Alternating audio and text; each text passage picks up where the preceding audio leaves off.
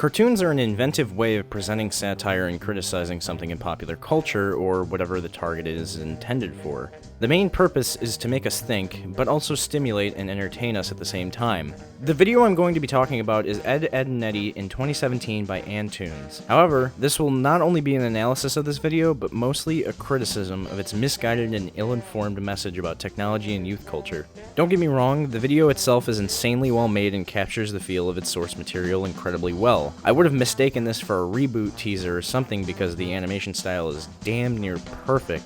I just feel I need to address this video as it just came out recently, about 9 days ago, and I feel it deserves some commentary. So let's just deconstruct this 1 minute and 19-second video. So I'm not going to do a play-by-play walkthrough of the video because it's so short and I feel that would just artificially lengthen the runtime of this video. So to not insult your intelligence, there's a link in the description below this video.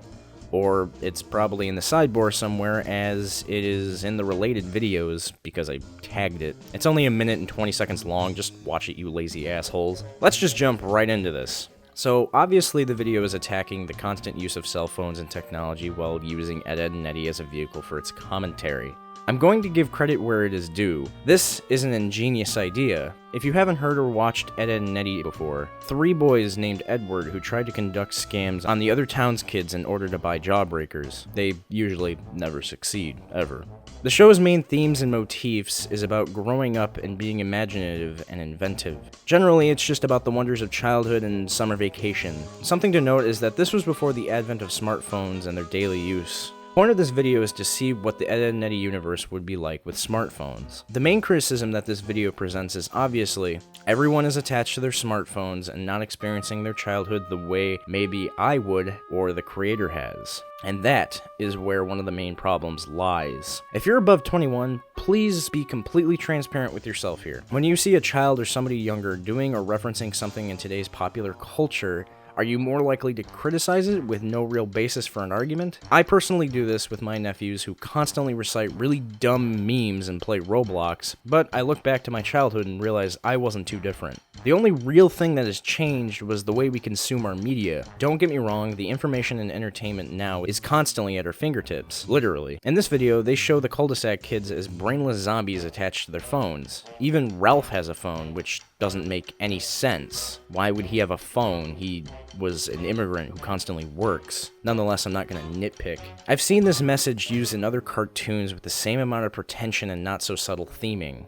However, there is always a major flaw in all of these videos' arguments. They portray the smartphone as the villain, and not the media the people consume or the people themselves. This is where the entire argument falls flat, and the video's commentary fails. The video fails to shed light on the media we consume on our phones and technology and jumps right into demonizing it outright. Using Ed, Edd and Eddy furthers this idea because it criticizes how today's youth is experiencing childhood, but does so just by vehemently condemning technology with no real intellectual basis. How we experience childhood and growing up is going to be different for every generation. I grew up dealing with the lambasting of video games and television, and then dealing with the criticism of Web 2.0, like Facebook, MySpace, YouTube. These people are too quick to find a scapegoat for something negative happening. Thus, the immediate focus on the phones being the problem, and not the media that's being consumed by the youth.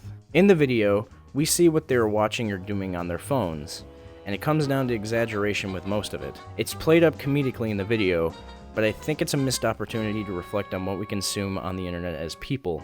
There's more blame to put on the people rather than technology, in my opinion. A point of criticism I agree with in this video is how we can mindlessly entertain ourselves at all times with the access of smartphones and the internet, but I don't necessarily put the blame on technology. I'd like to point to one of the best writers ever in American literature, and that's just in my opinion, by the way. David Foster Wallace wrote a monolith of a novel called Infinite Jest, which is about many things, but what matters the most is that a film in the novel called Infinite Jest is so entertaining that no one else can do anything except watch it. The book is satirical of entertainment and consumerist culture. Here's a few interesting pieces by David Foster Wallace himself on WPR in 1996. I think the standard agenda of any piece of entertainment is to be as entertaining as possible. The problem with the movie Infinite Jest is that it's lethally entertaining, meaning it's watching it is so much more fun than doing anything else. Once somebody's watched it once, they pretty much have the spiritual energies of a moth and want to do nothing more than watch it again and again and again until they die of probably dehydration. Something that's interesting to me is a lot of really ecstatic pleasures are linked, interestingly, sort of with death. You know, the book is meant to seem kind of surreal and outlandish at first, and then in sort of a creepy way to seem not all that implausible. And it would seem to me, I mean, at some point in the next 10 or 15 years, we're going to have virtual reality pornography, which I would just invite you to think about, given the level of, you know, people whose lives are ruined just by addiction to sort of video peep show stores now.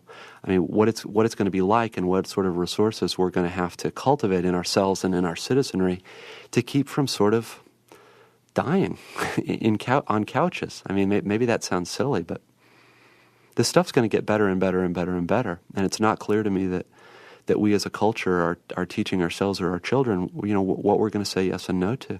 In fact, I think what's going to happen, I don't think it's all that hard to see. What's going to happen is that these are decisions that are going to have to be made, you know, inside us as individuals about what we're going to give ourselves away to and what we aren't. I think you can roll the clock back really thousands of years when you have arguments in Plato about what kinds of pleasures are more worthwhile than others. Part of our problem seems to be, I think, that first of all, that the candy's getting better and better and better. And second of all, that I think somehow we as a culture have stopped or are afraid to teach ourselves that pleasure is dangerous, and that some kinds of pleasure are better than others, and that part of being a human being means deciding how much of active participation we want to have in our own lives. I'm not trying to make it sound like I'm anti-TV or anti-entertainment. I just think that it's a really sort of exciting opportunity to decide whether our relationship to the world is going to be fundamentally passive and infantile, or one that's sort of active and hard and takes more work. There's a lot to dissect here, and I don't think I could have said it better myself. Rest well, David Foster Wallace. So, the main difference between Wallace's sentiment and Antoon's sentiment is where the blame lies. David Foster Wallace wants people to look into themselves to see where to draw the blame and question the validity and usefulness of entertainment we consume. Like he said in the clip, things are just going to get better and better, and it's on us to observe the media we consume and reevaluate it. We have to look at what pleasures will do more harm than good. Antoon's video blatantly just gives the blame to cell phones and technology and isn't even subtle about it. I don't know if there's anything more unapologetically pompous than the background to the credits of this video. I feel that Antoon's could have been way more insightful with his commentary instead of cementing a stupid cliche brought upon by baby boomers and Gen Xers. And don't get me wrong here, this video is spectacularly well done. I don't want to take away the artistic achievement here. I feel it's just completely bogged down by its unoriginal and uninformed message. I'm not the only one that feels this way, as some of the top comments in the video are taking the piss out of it anyway, but I'm glad there's a discussion for this video itself. Well, I'm exhausted now and I should probably get back to the videos I was gonna make, so stay tuned.